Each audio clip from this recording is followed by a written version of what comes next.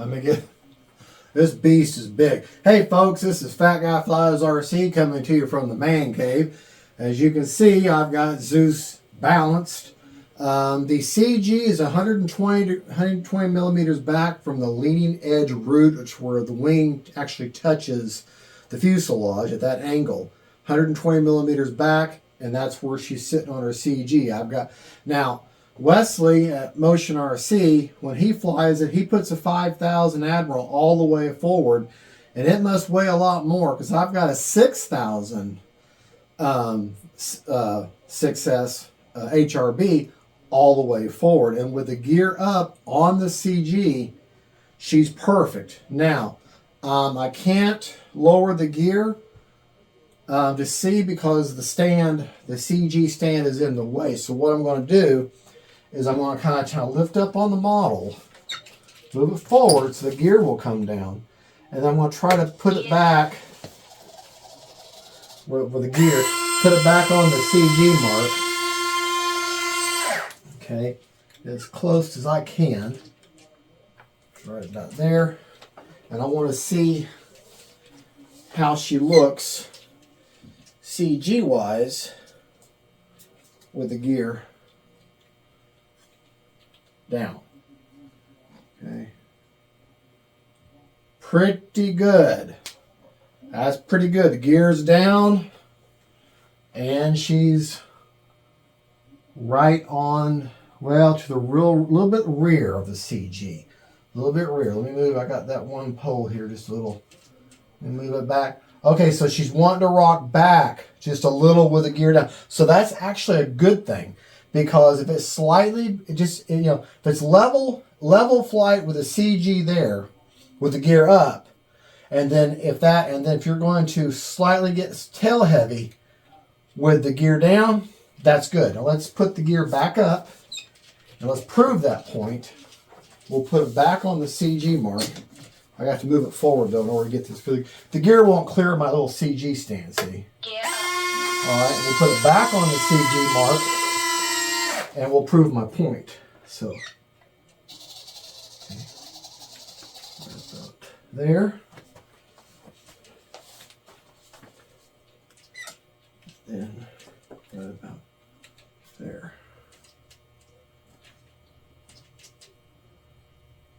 Yeah, okay. There we go. Back on the CG mark.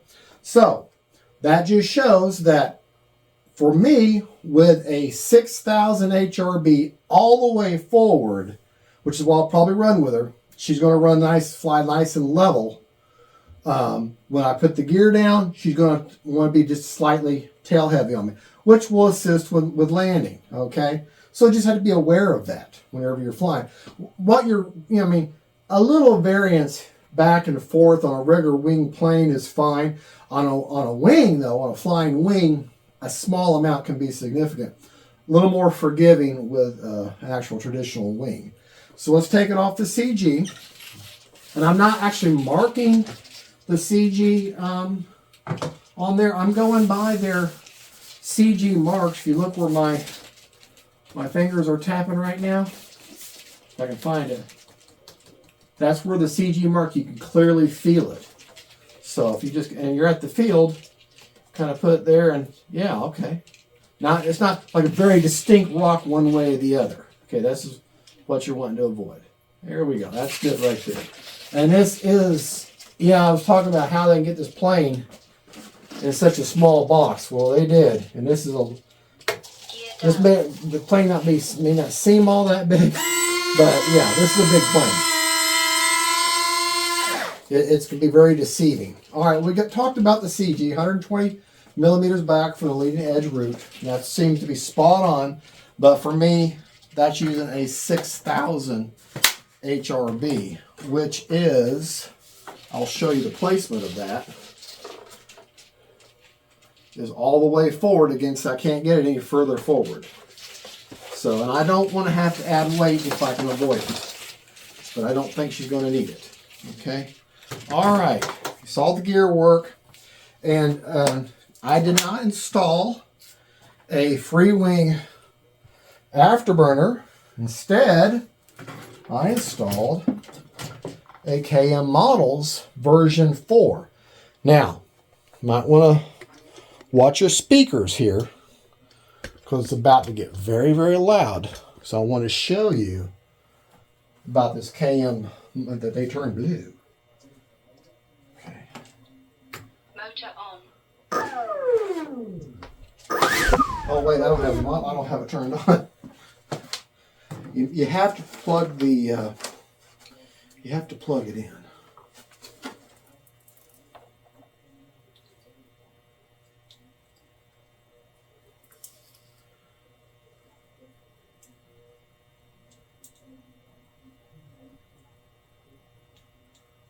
Okay, just have to see what I did wrong. It's not coming on. Well, hold on. Sorry about that. My stupid butt forgot that I had unplugged it. The Y that you have to provide a Y in there to plug into your throttle. I forgot to plug it back in to turn the Afterburner on. But this is really cool. Okay, so we get loud. It turns blue. Actually, it has 6 different modes, but I like it to be on, just slightly on, and then increase with throttle. Now, the nice thing about this Afterburner and most Afterburners, the same way you calibrate your ESC, which this didn't need it, but I did it anyways, is you make sure your throttle cut is off so that your motor would work. Unplug your battery. Okay. Turn your throttle on, put your throttle up on your transmitter all the way up as full throttle, and then plug your battery in. You'll hear 2 distinctive beeps. As soon as you hear them beeps, you drop your throttle down to 0, and that calibrates not just your ESC, but also calibrates the Afterburner at the same time. And that way both the ESC and the Afterburner now knows your high throttle and your low throttle. Your both points. Okay. So we're going over CG, we're going over the Afterburner. Now let's talk about rates. Now, I went right by the book. The book calls for low rate. And thank you, FREEWING. I've been noticing lately, you've been putting percentages in this for us Spectrum guys. For low rates on ailerons, which is what I'm in now, 50% for ailerons. And that's what that looks like. For elevator mid-rates, 70%. That's what that looks like. And on rudder, 70%. And that's what that looks like. Your high rate, you picked 70% for ailerons, which that's what that looks like. Elevator, 100%, which you can tell that's a lot more, and 100% for rudder. Okay? Now, since it did not give a mid, I like picking a mid-rate if I can, because I use a 3-position switch. So I'll share with you what my mid-rates are. So my mid-rate, since I was low of 50 on ailerons and a high of 70, obviously I went 60 on the ailerons. On the elevator, I went 85. Okay. And on the rudder, I went 85. Okay. So, more than likely, my first flight, I'll take off on low rates, and probably after the takeoff, I'll probably switch to high rates almost immediately. So that's just me. All right, now flaps, however, I tried my best to go by the book because they're giving me a millimeter, okay? And the low rate of your mid flaps, they're saying 17 millimeters down, which using one of these things, these little millimeters, I'm pretty close to that. At least it appears to be. Yeah, I'm pretty close to that. And then the full flaps, 31. And I'm right on that. Okay? And what you're doing is you're putting, by the way, RC Geek sells a great version of these. You can get them from him. You put this on the control surface, and then when you put the control surface back at 0, it should be at 0. And then you're just measuring, you know, the 17 degrees and then the 31 degrees, you know, and that's how, or 30 millimeters, and that's how you do that.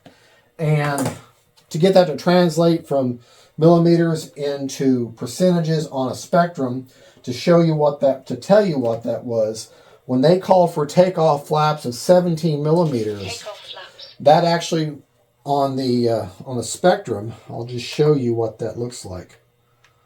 On the spectrum, that is actually a negative 25% for takeoff, and then for landing flaps, that is a positive 25. Now they want for takeoff a 2% down elevator mix, and then for landing a 4% down elevator mix. And so that's what I've done. I've gotten as close. Oh, and they also, for the first time I've ever seen this in FREEWING, they're telling you how much expo they recommend. And they recommend 30% expo on everything. All the way around, 30% expo. So, and that little, I put on a 2-second deployment for the elevator. Okay. Now, visually trimming the plane, when I put the plane completely together, this aileron was up just a tad, and that aileron was down just a tad. And I like to start at perfectly neutral before I start doing anything sub-trim. Okay? So what I did was I made sure my flaps were perfectly level with the inside structure of the fuse, and then went straight out from there. And then everything is now in line. And all I did was unhook the ball link and either screwed it in or screwed it out until I was visually happy and that everything looks nice and even all the way across when I bring it back to neutral. Because you got to remember, all of your control surfaces, everything was already hooked up for you. Okay? The rudder seemed to be spot on from the get-go. The elevators are just ever so slightly up. I mean, maybe a millimeter up. I'm going to leave that alone. I would much rather a plane gently rise than gently descend on me.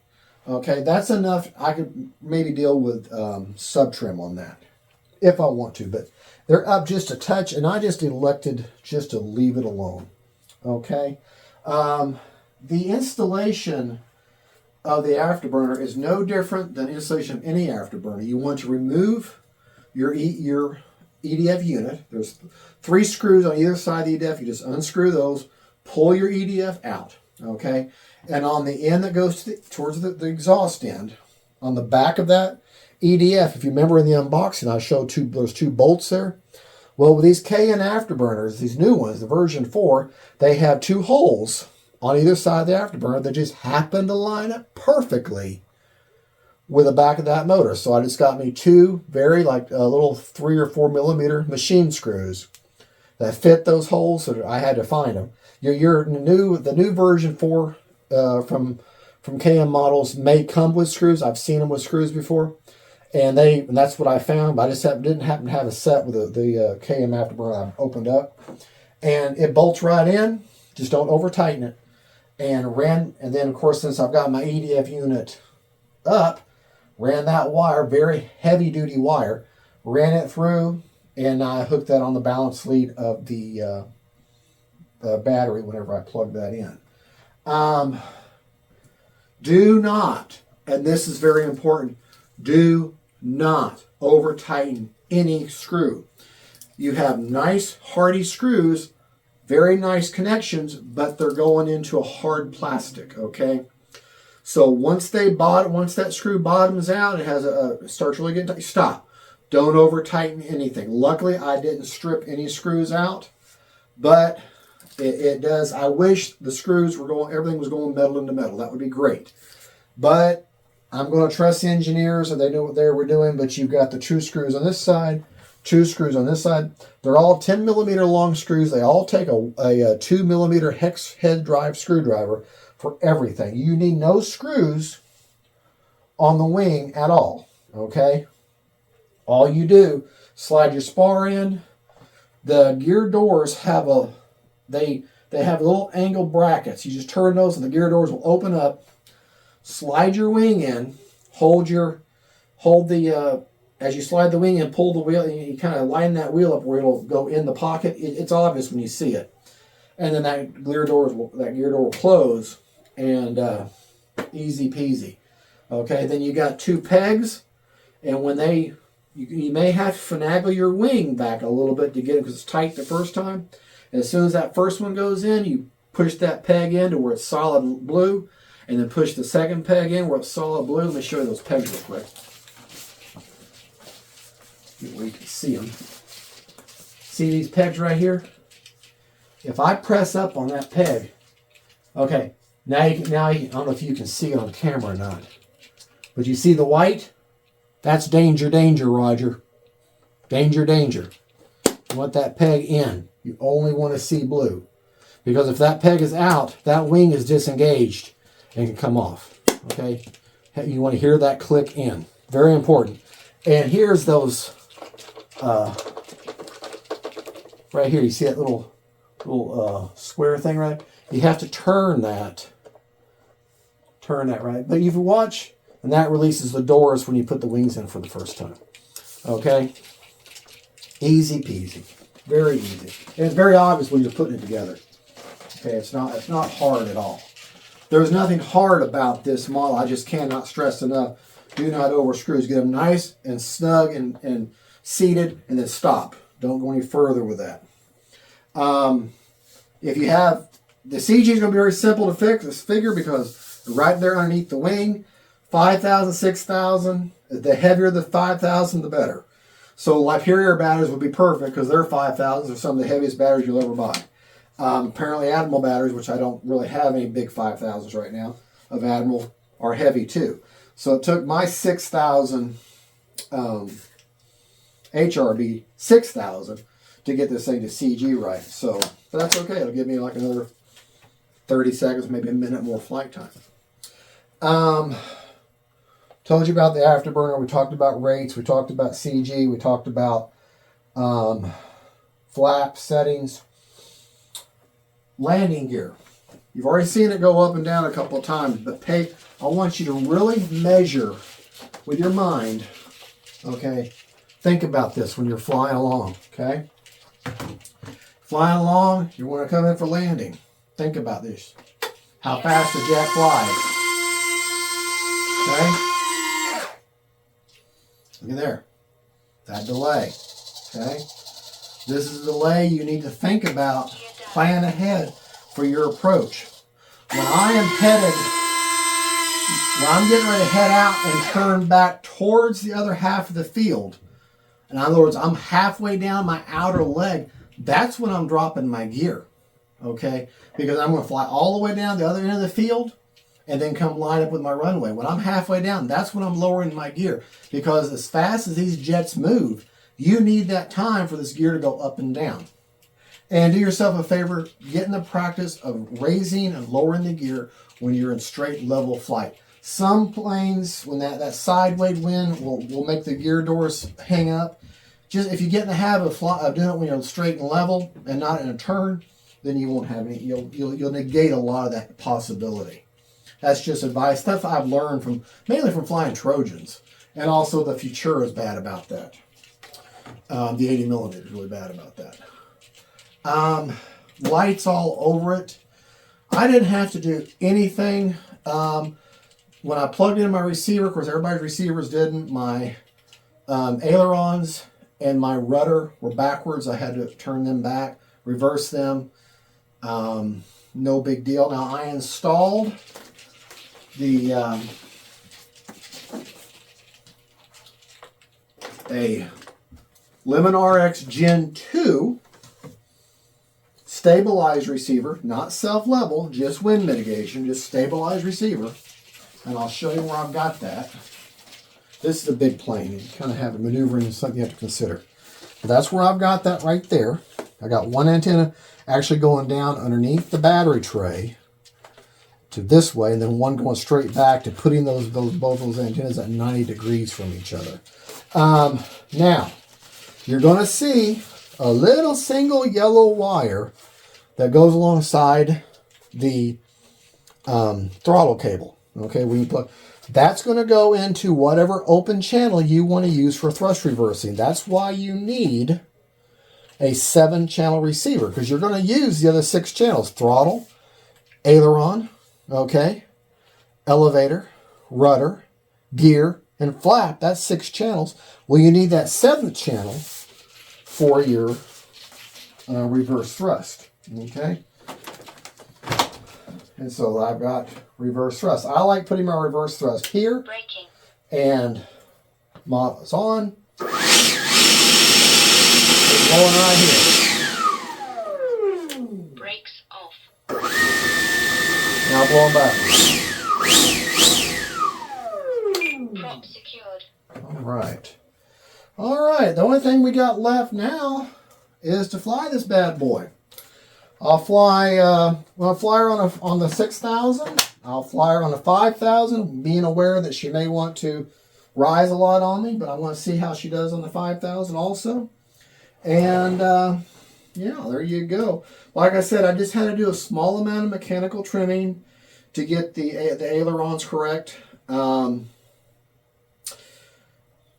I'm going as close as I can with the books as far as the visually the flap settings, because they're not in percentages, they're in millimeters, so I think I'm pretty darn close to that.